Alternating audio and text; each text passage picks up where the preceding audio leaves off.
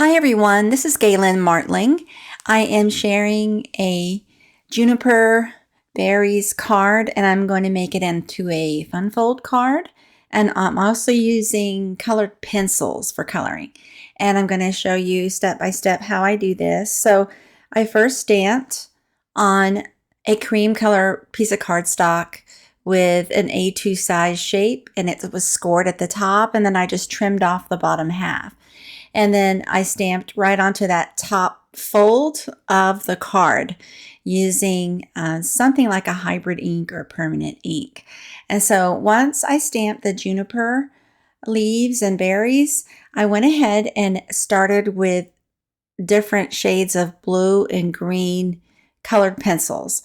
And I started by adding the darkest color first, kind of towards the bottom there where I think there might be shadow.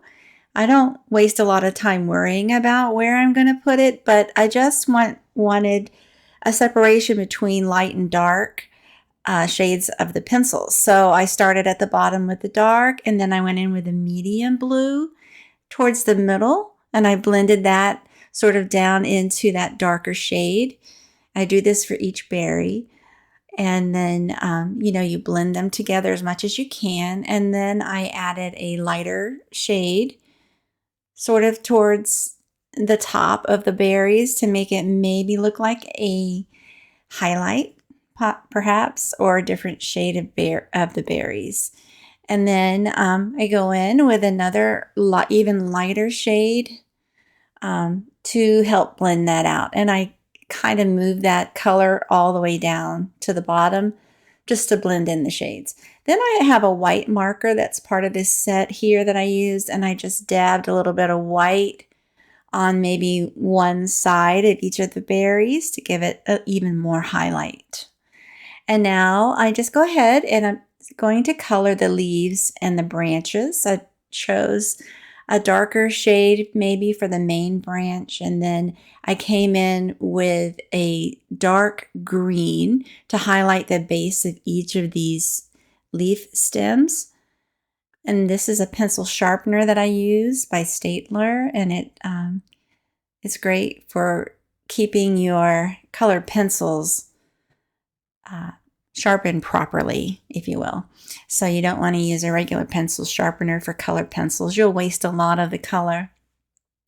Now I go in with a lighter shade, a darker shade towards the bottom of each of those stems and leaves, and then a lighter shade of green going towards the tips of those leaves. And the variation is small, but it does add a little bit to the color. Now I'm using Distress Oxide ink and an ink blending brush to just blend a little bit of bluish green around this juniper plant stem, leaves, and berries. And then that's just to give it a little accent. This would look pretty in watercolor as well, but I am stamping and coloring right onto the card base, so I didn't want to add anything that would bleed through to the other side of the page.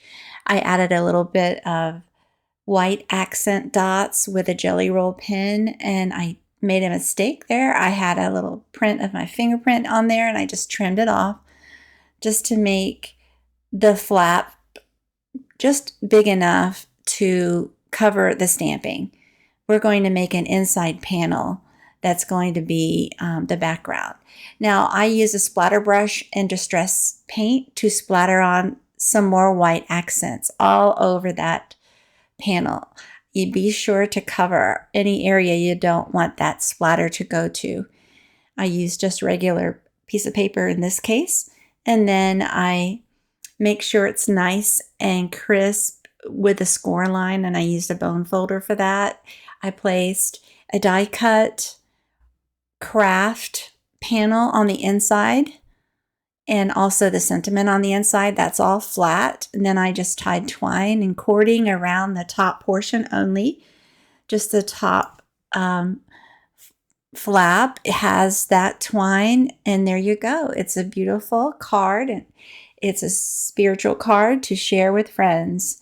Thanks so much for watching, and please take a moment to subscribe, like, and share. Have a great day.